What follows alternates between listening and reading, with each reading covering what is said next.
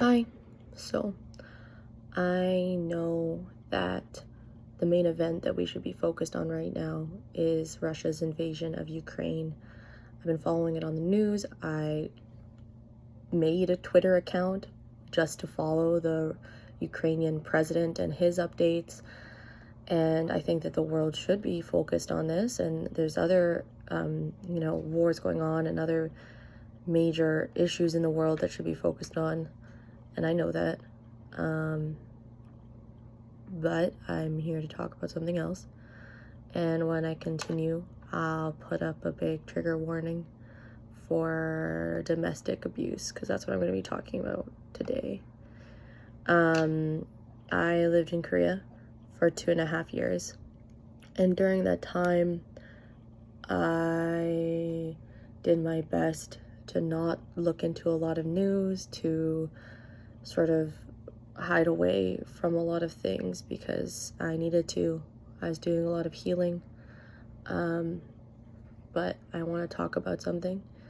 So I heard about Gabby Petito, and I heard about her being missing, and then about her being found dead.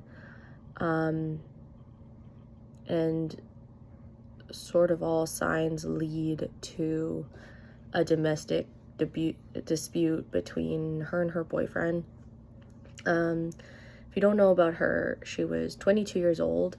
She decided to travel around America in a van with her boyfriend, or her fiance. And at one point, cops stopped them and talked to them, and it seemed like she was very distressed. Witnesses had seen her boyfriend slapping her. She had told the police officers that her boyfriend grabbed her like this, like hard on her face. And yeah, I stumbled across the 60 Minutes episode about her, and it just hit me kind of hard. And it's because I see a lot of myself in her. She wanted to travel the world. She wanted to share that love of traveling and that excitement. And from what her dad said about her, she just loved to run to the shore and look at the water and go to the beach. And yeah, I can definitely relate to that, and relate to loving the love of travel and wanting to see as much as you could see. And yeah, I also was abused by my ex-boyfriend, and I've commented a little bit on social media about this, and I've never recorded myself talking about it openly, but in April 2019, after trying to leave my ex-boyfriend who I lived with, we ended up fighting, where I went to slap him. And this is something that Gabby said she did too. She was trying to cover up for her fiance, and she kept saying, I hit him first, I hit him first. Well, I went to slap my boyfriend across the face, and he grabbed my arm before I could touch him. He grabbed my wrist, and then proceeded to to beat me up. He hit me in the head more times than I could count, and at one point he was choking me, and my vision started to go black, and I can remember this very, very well. And Gabby Petito, she died of strangulation. So whatever her situation was, she unfortunately lost her life, and her young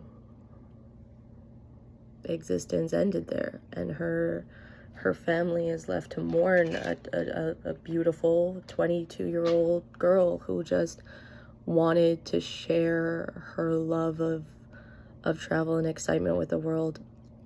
And yeah, the speculation is that her fiance killed her, left her in the woods, or dumped her body in the woods, and then he was later found dead.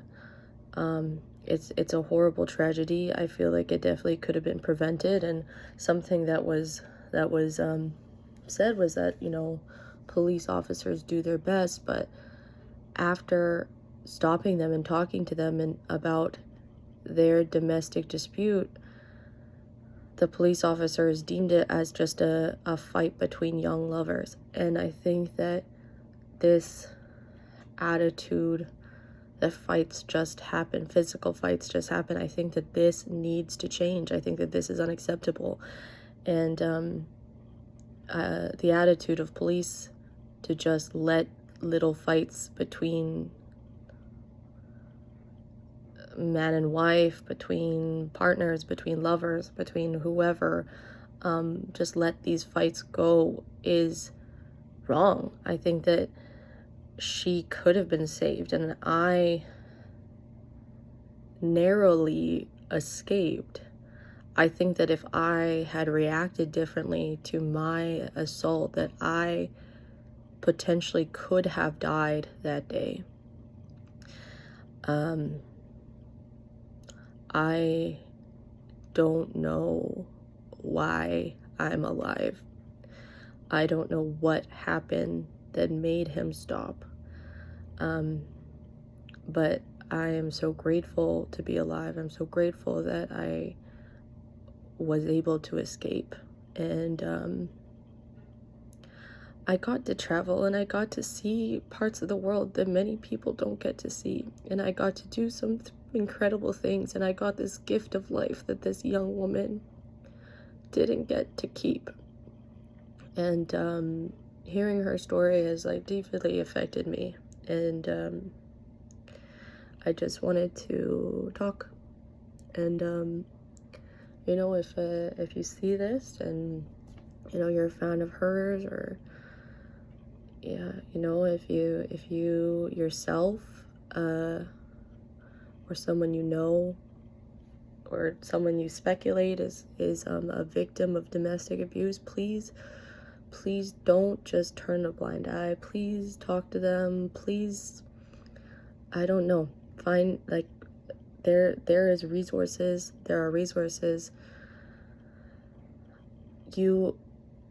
If you are in an abusive relationship, there's always someone there to help. There's always ways out. There's always someone ready to help you. You're not alone. And if it's your friend or someone, a family member, someone you know that might be being hurt or has the potential to be hurt by their partner, speak up. Don't let this go undetected, because yeah, like, the death of this young girl could have been prevented. I know this is like old news, but it's not, because domestic violence happens every day, and it's something that it's hard to talk about. It's shameful, and it's a difficult issue for victims to come out about, because when we are in that situation, like, I loved my ex. I thought that he's the one that I was gonna marry. I thought that I was gonna be with him forever, and Gabby thought that about her murderer. So yeah, maybe I'll put some links for domestic abuse hotlines in the comments. But that's all I got, and thanks for listening to me today. Okay, bye.